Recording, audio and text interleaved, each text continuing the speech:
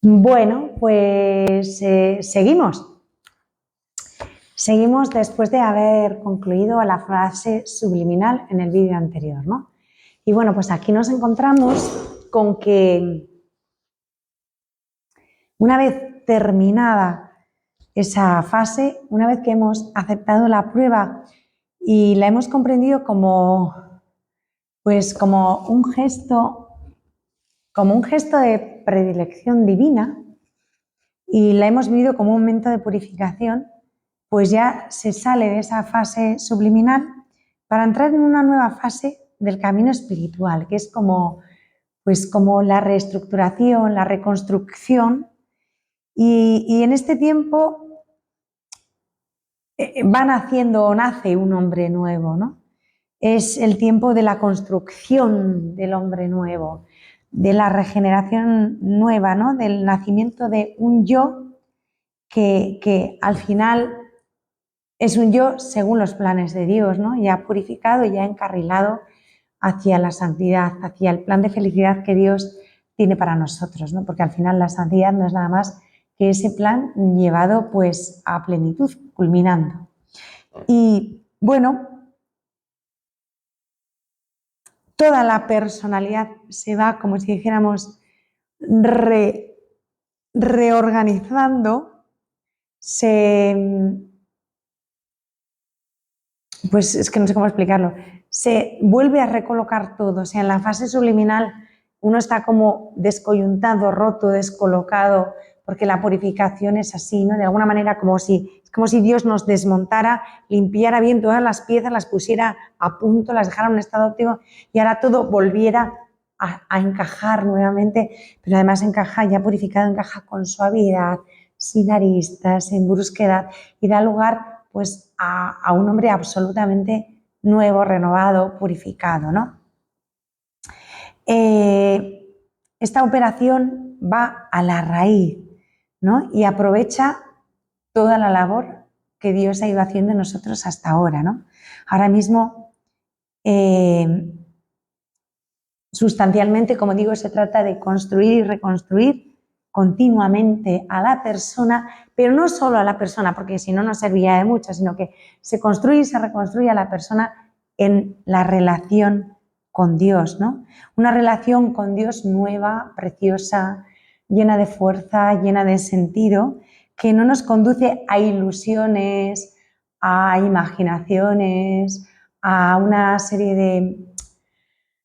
de planes irreales, ilusorios, imaginados, que no tienen fuerza ni peso, ni son al final vida, ¿no? No son realidad, sino que nos lleva a una experiencia de esa pasión de Dios por cada uno de nosotros. Empezamos a experimentar, a vivir, a hacer realidad en nuestra carne la pasión de amor que Dios tiene por cada uno de nosotros, ¿no? Esa pasión de Dios por buscarme llega al culmen, o sea, se hace verdad, por fin ya te tengo, ya te he pillado, ya por fin aquí te tengo y aquí voy a disfrutar de ti y te voy a dar todo lo que tengo preparado para ti porque ahora estás en condiciones de recibirlo y vamos a disfrutar los dos, ¿no? De ese encuentro mutuo y de esa relación preciosa. Perdón, porque ya me trago y no sé ni hablar. Bueno, este momento es precioso, ¿no? Porque de alguna manera ya el alma está lo suficientemente purificada para sentir, captar, experimentar que Dios la está buscando. Y sentirse buscado por Dios es algo que da muchísimas fuerzas, ¿no? Da fuerzas sobre todo para hacer vida y hacer efectiva la conversión y ese cambio de vida, esa metanoia profunda que el Señor nos está pidiendo, ¿no? Y así como antes las ilusiones eran concretas en torno a un área, una actitud, algo, ¿no? X cosa muy concreta, ahora la conversión recorre las mismas vías o es llevada a cabo por los mismos resortes psicológicos, los mismos dinamismos psíquicos, pero purificados ahora por el largo camino del desierto, ¿no?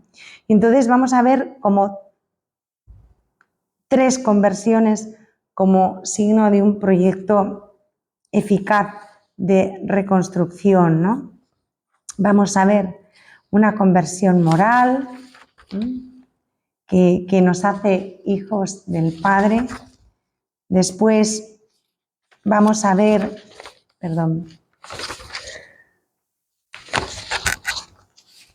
una conversión intelectual que nos hace siervos del Señor.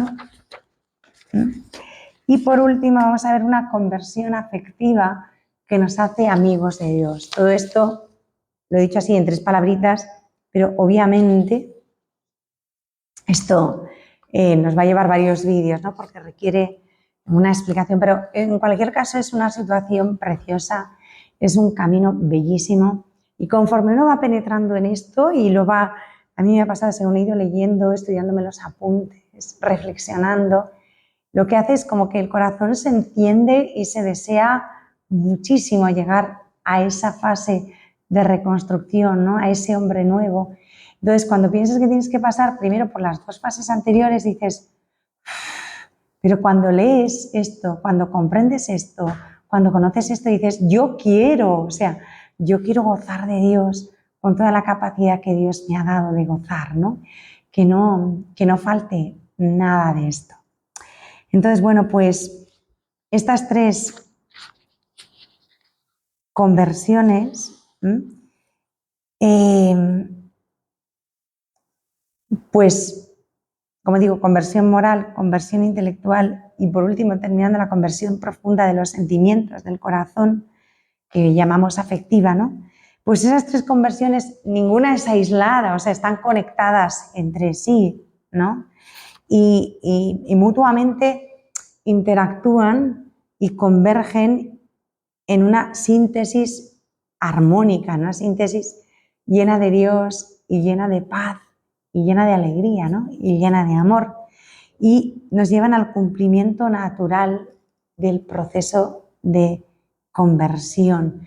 El culmen de la conversión implica esas 3 conversiones, ¿no? No se convierte una parte de nosotros, se convierte todo el ser, ¿no? Y esto da lugar pues, a un cambio radical del corazón, de la mente y de la voluntad.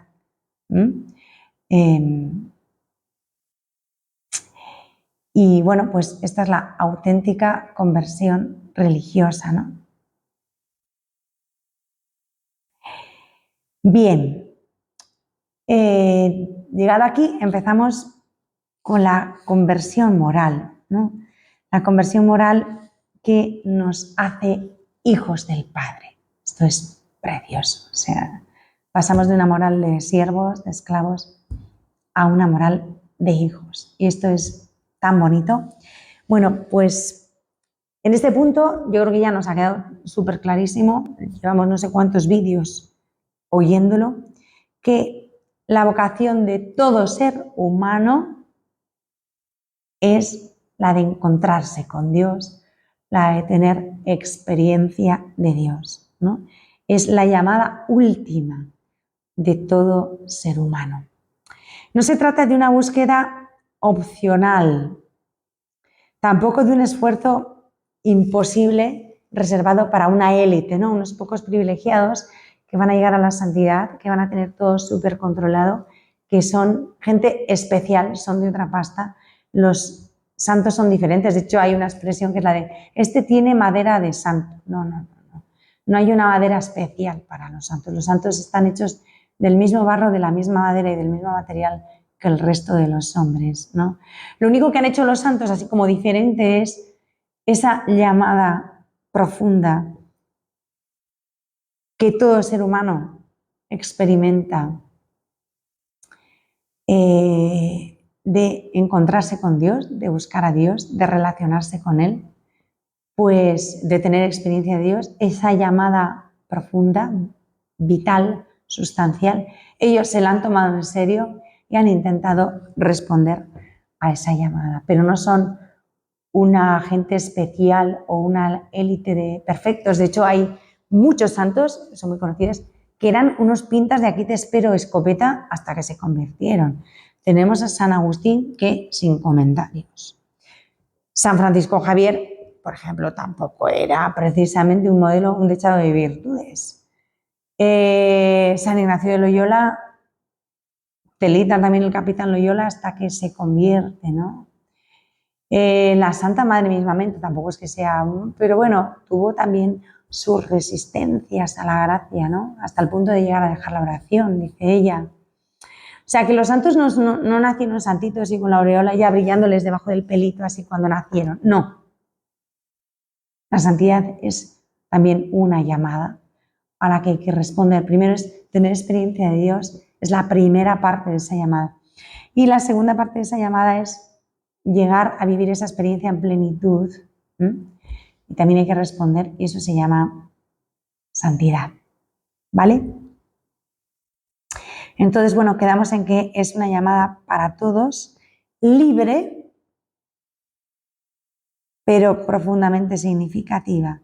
Y el problema de esto es que es verdad que la llamada es libre y todos tenemos la opción a no responder, pero el que no responde a esa llamada de Dios, quien no la acepta o no se orienta con todo su ser y todas sus fuerzas a esa llamada, hacia esa experiencia, nunca va a encontrarse a sí mismo, nunca va a llevar una vida plena y, en definitiva, nunca va a ser del todo feliz. Seguirá siendo solamente un ser humano encerrado, encerrado en el círculo de una medida simplemente humana, que no es que sea mala, pero es que es muy pobre porque estamos llamados a volar alto, no a arrastrarnos por el suelo, ¿no? Y quedarnos arrastrándonos cuando podemos volar alto, alto, alto, pues da pena, ¿no? Entonces, el que no responde es un ser humano que se queda en lo humano y se pierde todo el plan divino, todo el plan de Dios, ¿no? Se queda encerrado en el círculo, en el horizonte cortito de una medida meramente humana. Sin embargo, el que se encuentra con Dios en su propia historia o decide ponerse a buscarlo en serio hasta dar con él, experimenta en un determinado momento que este Dios es su Padre y que por eso él no es solamente un ser humano, sino que es un hijo de ese Padre. No es cualquier persona, no es un ser humano más, es un hijo de Dios. Tiene esa dignidad de ser hijo de Dios, ¿no? Y eso es precioso porque le da a la persona una perspectiva totalmente nueva, le da al corazón alas para volar, a abrazarse y a cobijarse en ese Padre del que soy hija, ¿no? Entonces, bueno, pues todo lo vivido hasta ahora, la liberación de las ilusiones, de los ídolos, el haber roturado nuestro campo, arado nuestra tierra, para ponernos disponibles, para dejarnos probar y experimentar por Dios, incluso hasta haberle sacrificado nuestro propio Isaac, ¿no? Nuestro propio hijo, pues, y el continuar caminando por el desierto después de haber sacrificado a nuestro propio Isaac, después de ese despojo que puede haber sido muy duro en muchos momentos, hemos seguido caminando por el desierto, pues todo eso, que es parte de la fase subliminal que ya vimos, todo eso tiene una finalidad que es la de llevarnos a Dios, catapultarnos a Dios, impulsarnos hacia Dios y descubrir a Dios no solamente como Dios, sino descubrirlo como mi Padre. Esto es precioso, impresionante y bueno, pues llena el corazón de una manera difícil de explicar, ¿no? Descubrir que se es hijo de este Padre quiere decir descubrirse uno a sí mismo, descubrir su propia dignidad, descubrir su propia vocación existencial, descubrir su propio destino, su propio camino, ¿no? Y ya esto nos hace conocernos como lo que somos, como hijos de Dios, y romper del todo con aquella imagen psíquica, ¿no? Y aquella ilusión moral, aquel perfeccionismo, aquellas aspiraciones que veíamos en los primeros vídeos, ¿no? Si alguien no los ha visto, recomiendo que empiecen a verlos. El hombre interior en busca de su yo. Y después ya sigue con el hombre interior en busca de su Dios, que es donde estamos ahora. Bien. En este punto podemos decir que si Dios es para mí un padre, todo lo que tengo yo lo he recibido de mi padre y mi valor, soy valiosa, mi valor reside en ser su hija, su criatura, su hija, el objeto de su amor, aquella a quien él ama. Soy amada por Dios, que es mi Padre. Soy hija de Dios. No me ama de cualquier manera, me ama como se ama a un hijo. Y si Dios es para mí un Padre, y me convenzo de ello, lo experimento, y no me convenzo de ello simplemente intelectualmente, sino que lo experimento, lo vivo en todo mi ser, lo asimilo en mi mente, en mi corazón, en mi sensibilidad, en mi inteligencia, en mi memoria. Pues en el momento en que yo me convenzo de esto, Dios es para mí un Padre, yo ya no tengo necesidad ninguna de justificarme, de hacerme justa a sus ojos o de construirme mi santidad con mis manos, ni tengo que hacer ningún esfuerzo sobrehumano de ningún tipo para llegar hasta Él, y mucho menos hacer el pino puente o realizar saltos mortales para esconder tanto a mí misma como a Él mis debilidades. Si Dios es para mí un Padre, en vez de complicarme la vida y vivir angustiada y amargada y con un cansancio y un agotamiento que me muero porque tengo que demostrarle a Dios que soy buena, un hijo no le tiene que demostrar al padre que es hijo, simplemente vive como hijo, ¿no? Bueno, pues en vez de complicarme la vida, si yo vivo convencida de que Dios es mi Padre, en vez de complicarme la vida con mis tristes y patéticas observancias, con mi puntilloso y horrible y atormentante perfeccionismo, vivo siendo capaz de agradecer y de gozar. Si Dios es para mí un Padre, esto es lo más importante. Y probablemente, cuando los que hemos sido educados en la fe, fue la primera verdad de fe que nos enseñaron cuando éramos pequeños. Que Dios es nuestro Padre. Sí, yo creo que es de las primeras cosas que aprendí de pequeñita. Y junto a eso el Padre Nuestro, claro. Y si Dios es mi Padre, le rezo y le digo, Padre Nuestro. Yo soy hija de Dios, Dios es mi Padre. Sí, yo creo que es de las primeras verdades de fe que aprendí muy pequeña, con 4, 5, 6 años, ¿no? Y claro, como lo hemos aprendido tan al principio, todos damos por seguro y por descontado que lo sabemos, que está claro, que no hace falta explicarlo. Como que,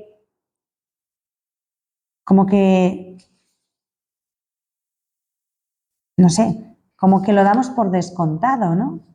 Y no hay que dar nada por descontado. Porque precisamente como lo aprendimos de pequeños y no hemos vuelto a andar en ello, nos puede pasar que lo sepamos un poco como por inercia.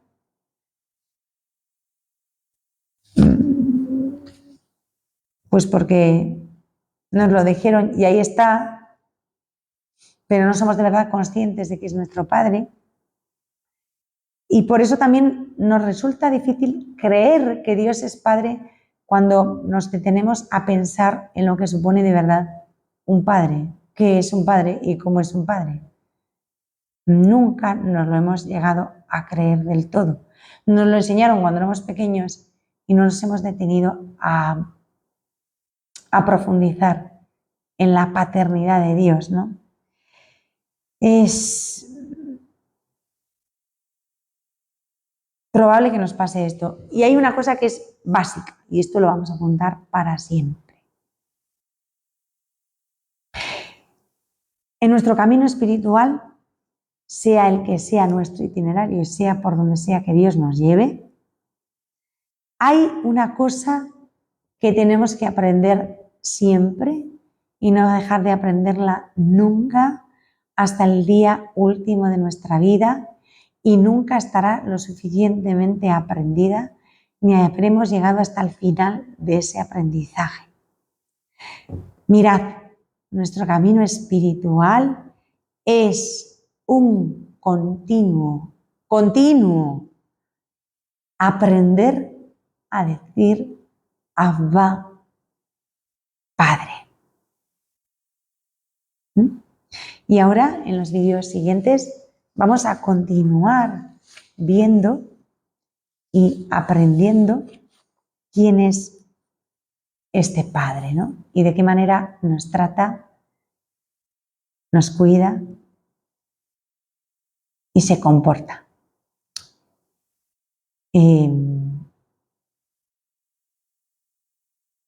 Porque la figura del Padre es una de las figuras más difíciles de encajar hoy día por nuestra situación social, ¿no? Por lo menos aquí en el primer mundo, aquí en esta España nuestra, en Europa en general, y yo creo que en todo el hemisferio norte. En el hemisferio sur, no sé, de todo habrá. Pero precisamente la figura del Padre no tiene como muy buena prensa. Y vamos a intentar también sanar eso y redimir eso.